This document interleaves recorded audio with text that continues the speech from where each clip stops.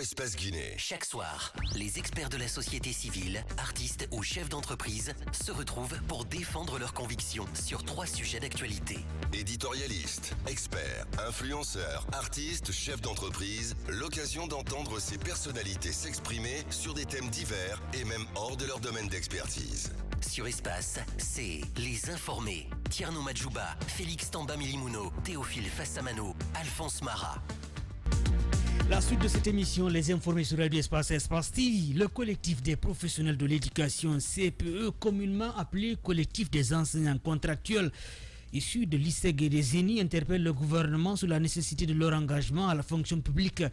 Dans quel contexte les contractuels ont été recrutés en 2018? Moussa Doré va nous donner plus de détails. Bonsoir et bonne arrivée Moussa. Bonsoir à tous. Bien, c'est vrai que vous réclamez votre engagement aujourd'hui à la fonction publique, mais bien avant ça, dans quel contexte on vous a recruté contractuellement en 2018? C'est important de le rappeler. Oui, vous savez qu'en 2018, avant la rentrée, n'est-ce pas, de 2018-2019, un groupe de syndicats, n'est-ce pas, avait menacé l'État de partir en grève si, n'est-ce pas, ces revendications n'étaient pas prises en charge. Alors, c'est à l'issue, n'est-ce pas, de ces menaces que le gouvernement, par l'entremise du ministère de l'Éducation, a, n'est-ce pas, appelé, n'est-ce pas, les enseignants qui sont sortis des écoles de formation des formateurs. ISEG et ENI, dans un premier temps, ça c'était le 26 septembre 2018. Et ensuite, le 15 octobre, ils ont aussi adressé une autre correspondance aux sortants des autres universités pour leur demander, n'est-ce pas, de postuler pour venir, n'est-ce pas, travailler dans les écoles guinéennes afin qu'on évite, n'est-ce pas, à la Guinée une année blanche. Donc c'est dans ce contexte que nous avons été recrutés et nous sommes envoyés dans les écoles pour, n'est-ce pas, pallier au problème, n'est-ce pas, que l'école guinéenne allait connaître l'année blanche. Donc c'est dans ce contexte que les contractuels ont été recrutés en 2018. Bien, vous dites que c'était pour pallier, pour éviter une année blanche, mais de l'autre côté, les enseignants de SLEC disaient que tout simplement vous étiez là pour saboter leur mouvement de grève. Pourtant, vous êtes tous des syndicats, des enseignants, il devrait y avoir une solidarité quand même. Bon, malheureusement, c'est mal comprendre, n'est-ce pas, la notion de l'enseignant. L'enseignant, d'abord, c'est un homme humanitaire. L'enseignant, c'est celui, n'est-ce pas, qui est un patriote. Nous, en tant qu'enseignants, les autres ne sont pas patriotes. Non, permettez-moi. Ceux qui vont en grève. Non, c'est pas parce qu'ils ne sont pas patriotes. Mais nous, en tant qu'enseignants, formés, n'est-ce pas, dans les écoles de formation des formateurs. Alors, quand l'État fait un appel pour, n'est-ce pas, apporter notre plus, n'est-ce pas, à la nation, nous sommes venus dans ce sens. Deuxième aspect, nous sommes à la recherche de l'emploi. Quand il y a un appel d'offres, on n'a pas besoin de dire parce que tel est en grève qu'on n'a pas venu quand même. Nous sommes des étudiants qui sont sortis des écoles de formation des formateurs, qui ont un diplôme, qui ont besoin d'un emploi pour vivre. Donc quand il y a un appel d'offres, alors on postule, n'est-ce pas, pour aider l'État non seulement à booster, n'est-ce pas, le besoin, mais aussi à permettre, n'est-ce pas, que nous ayons aussi des conditions de vie meilleures. Bien. L'État vous a fait appel, mais c'était pour des cas de contractuels. Ou bien l'État avait promis également de vous engager à la fonction publique. Qu'est-ce que l'État vous a dit concrètement? Dans la correspondance 1013 qu'on nous avait adressée à l'époque, il était mentionné qu'on devait d'abord travailler pendant une année scolaire, c'est-à-dire 9 mois. D'accord. Et qu'après la suite, les contracteurs, n'est-ce pas, qui pourraient se manifester, montrer, n'est-ce pas, qu'ils étaient meilleurs, alors ils devaient être engagés à la fonction publique. Bien. Donc, c'est dans cet esprit que nous sommes engagés pour, n'est-ce pas, être dans ces écoles. Et nous avons travaillé pendant 3 mois et on sait déjà comment nous sommes comportés sur le terrain. Bien. Oui, Amadou. Vous étiez au nombre de combien? Et quand vous avez pris fonction pendant ces 3 mois, vous étiez des suppléants ou des titulaires? Nous étions au nombre de 16 000 contractuels à l'époque. Sur toute l'étendue du territoire national? Sur toute l'étendue du territoire national. Parce que dans un premier temps, on avait demandé seulement qu'aux sortants de l'ISEG et ENI, mais qui n'étaient pas nombreux. D'accord. Et après, on a appelé les autres universités qui sont venues s'ajouter, n'est-ce pas, au lot des sortants de l'ISEG. Nous étions au nombre de 16 000 à l'époque. Nous avons travaillé pendant 3 mois. Et pendant ces 3 mois, on nous a donné des primes, n'est-ce pas, d'incitation ou même des primes d'encouragement. C'est en Guinée qu'on entend ça, prime d'incitation. d'1 million 200. Donc 400 000 par mois. Mais parce qu'on n'est pas parti pour pas 400 000 francs par mois. Même le SMIC n'est pas respecté. Oui, on n'a pas même eu le SMIC. Mais pour nous, nous partions pour aider l'État. Parce qu'en tant qu'enseignant, nous sommes quand même des patriotes. Donc il fallait partir, aider l'État à éviter ce qui pourrait arriver, qui était, n'est-ce pas, celui, n'est-ce pas, de l'année blanche. Ouais.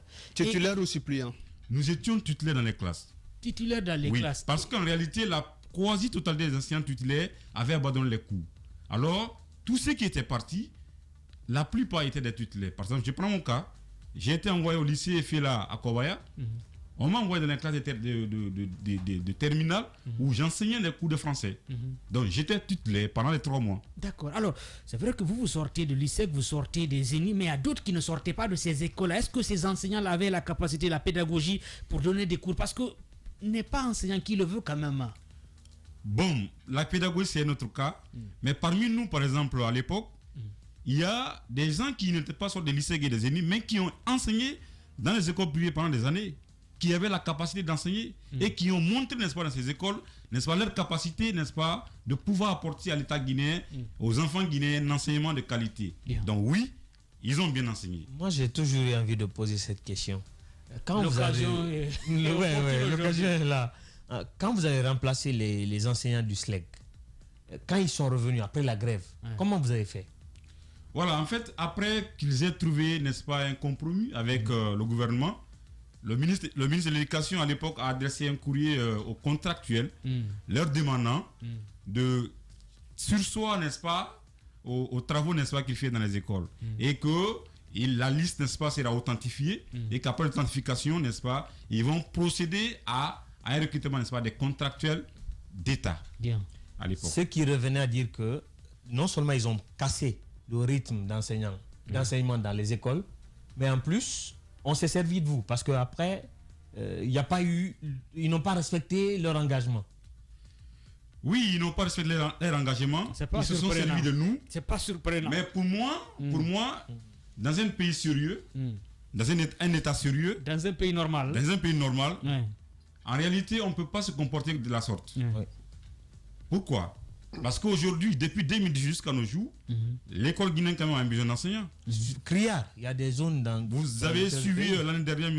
Dr Bano qui disait qu'on a besoin de 19 290 enseignants. Oui. Alors, pourquoi envoyer des gens à l'école qui ont travaillé pendant 3 mois, qui ont été évalués, inspectés par les inspecteurs, qui ont été évalués, à qui on a donné des notes, et qu'après qu'on les abandonne pour dire, parce qu'on a trouvé, n'est-ce pas, un compromis avec les syndicalistes. Étant donné que, même si on trouvait un compromis avec les syndicalistes, mais avec un même besoin d'enseignants. Pourquoi ne pas garder ces gens-là dans ces écoles, ou alors les affecter, n'est-ce pas, dans les écoles où il y a un manque d'enseignants?